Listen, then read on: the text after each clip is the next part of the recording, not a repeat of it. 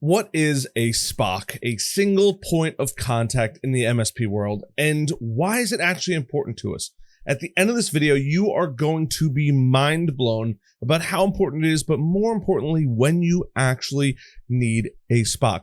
My name is Harrison Barron from growth-generators.com. We help MSPs grow through sales and marketing, as well as some training in there as well. And that is what we are covering in today's video. Before I get into today's video, as always, masterclass down in the links below. And two, join the Discord. We are growing like a weed. If you want to join the Discord, there's a link down below, completely free. Come hang out. It's a super cool community. And we're just throwing around fantastic ideas and helping MSPs grow their businesses. So let's get into a SPOC. What is a SPOC? Let's talk about the concept of a SPOC first, because conceptually, not everybody fully understands it. A SPOC is a single point of contact. And typically, in most MSP and customer relationships, the customer is going to have what is called a SPOC, that single point of contact. Now, if you are a smaller MSP or you're dealing with a smaller business, chances are pretty good that single point of contact who is going to be answering the phone for project approvals, additional time, anything like that, they are designated in the company.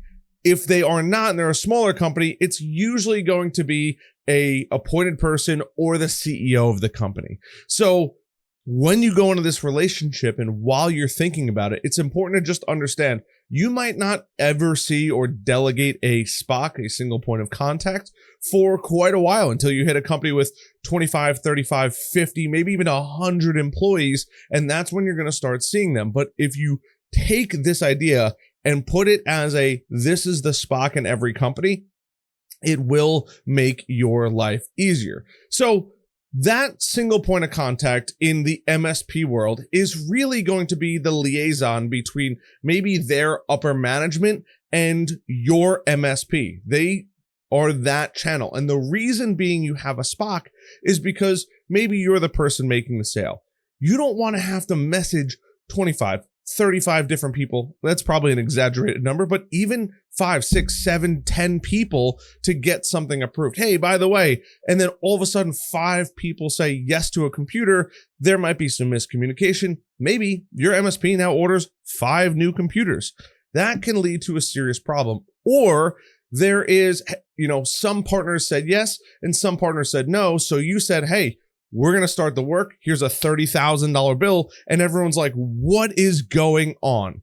So that single point of contact on their company side is taking care of all of the communication inside your client's company. And this makes life a million times easier because as time goes on, they don't have to worry about who told your MSP what. It's that single point of contact that says, hey, this is the final say. This is what we agreed on. Boom, send it over. This is the approval. We already got approval for it. And now your MSP actually knows and has good information that they can then go and either start projects, onboard, bring on new customers, whatever. The list can go infinitely long. So that's the role of a SPOC. But let's talk about some stuff that's a little more important than that, because that's just the tip of the iceberg. By the way, if you've made it this far in the video, a like, a subscribe, and notification bell would be greatly appreciated. And I do want to mention really quickly, if you're a new MSP or you're looking to just understand or you want a little cheat sheet of what common MSP terms are,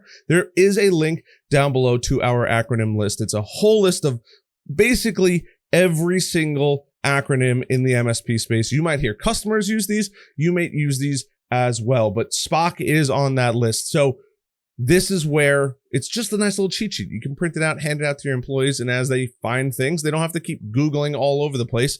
They can just have one set definition for it. So now let's talk about the advantages of having that SPOC, right? We've already talked about that one person that is going to be approving it, but it also helps your help desk tremendously because a lot of times there's going to be clients calling in, putting in service requests or service tickets, waiting for your MSP.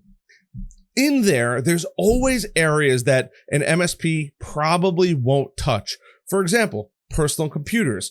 There is personal cell phones. There might be somebody that brought in a printer that you don't know about and is just causing issues on the network. there's a million things that could potentially happen and have happened in the MSP world. The nice part about that SPOC is now the service desk can go, hey, SPOC, we have a new printer that just showed up. We didn't sell it to you. We don't know where it came from. It's actually causing issues on the network. What's going on and who's actually supporting this thing? It makes that funnel of communication much cleaner. And that person in that company now has full awareness of what's actually going on in the business all of the time, because all of that data flows through one person. This doesn't mean that somebody at your client needs to tell the SPOC to put in a ticket. It's just when there's areas that might be confusing, projects, deals that are coming up, that is where it saves a lot of time. It also helps when a client has multiple facilities. They might designate one person as that SPOC, maybe two, and those people talk it out, or that one person is kind of maintaining all of those areas. For example, manufacturing, car dealerships, multiple doctor's offices. The list really goes on and on, but anytime there is multiple, it could even be restaurants, multiple locations, because one person should be in charge. You don't want every manager of every location approving projects that don't need to be done, or management never actually approves. So there's some ways to prevent some headaches in here. Now let's talk about the downfalls of SPOC, because with all the good, there's also all of the bad. Now, in my case, SPOCs have always been pretty positive. Here's the big downfall. That single point of contact you find at that client, more often than not, it's not their only job to call you. They have their own role built out in that company. And the problem is sometimes they pick people who are really good at their job and good managers at their job. The problem with that is because they're already really good, they do a lot for the business. Adding on the title of SPOC, single point of contact, now gives them more stuff to worry about.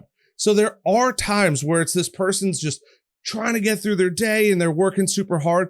And then us as the MSPs are like, hey, your server's dying, or your switch is going to die very soon. Or, hey, we need to swap out 5 new drives in your NAS. Or I'm just making things up, but you guys understand what all the problems are. Now we have to bombard this SPOC over and over and over again to get them to either approve it or to go to whomever they need to report to approve the work. And this is where things can get a little murky.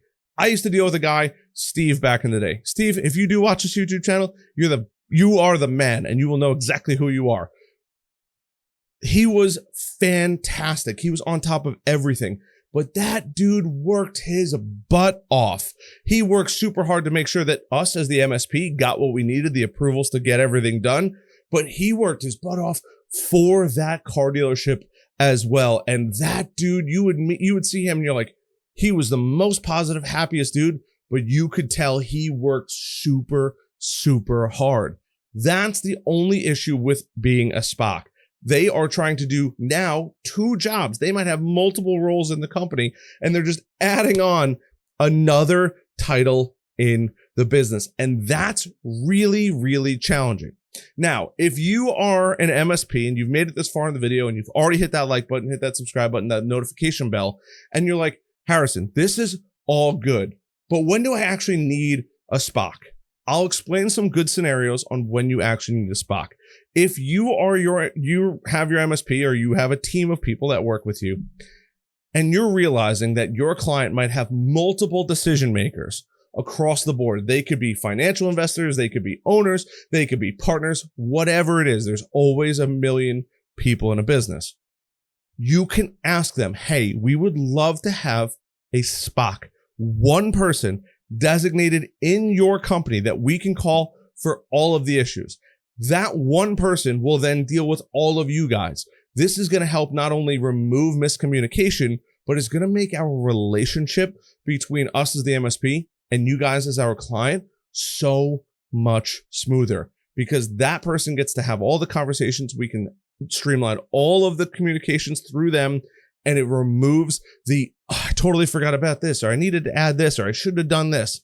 That is the biggest lifesaver in an MSP. When there's not that, hey, who am I actually calling? Well, what's your role? Are you even able to approve this? Can you actually write the check for this? It starts to get a little murky.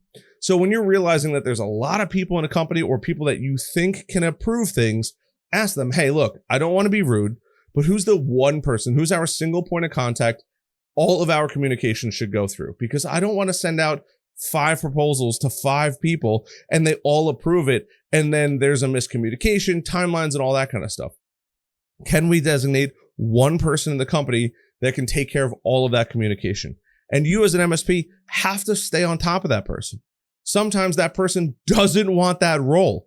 You need to then realize if things are not really moving as smooth as they should, hey, we love working with you guys. You guys are great people, but I'm just going to name him. Andrew isn't really the best person we should be speaking to. He's super busy with work. We constantly jump on his computer to see. He's always got a million things going on. That man works super, super hard. He doesn't have time to communicate with all of you guys in an effective way for us to work. Is there somebody else that could be our single point of contact? And that is going to make you infinitely more successful, have higher profits, and keep a lot of your hair on your head. That is the big difference. So I hope you guys found some value in this video. I hope you guys find some SPOCs. If you guys are interested in checking out the acronym cheat sheet, there is going to be a link down below. It's just full of tons and tons of quick little, you could just grab it and go. COGS, cost of goods sold. I mean, it's not something that maybe you might think about every hour of the day, but we do talk about CIOs or VCIOs, virtual chief information officers, all the time. There's about, oh my God, there's 14 pages. I thought it was actually only 10 pages. 14 pages of great reference material you can grab when you need it most.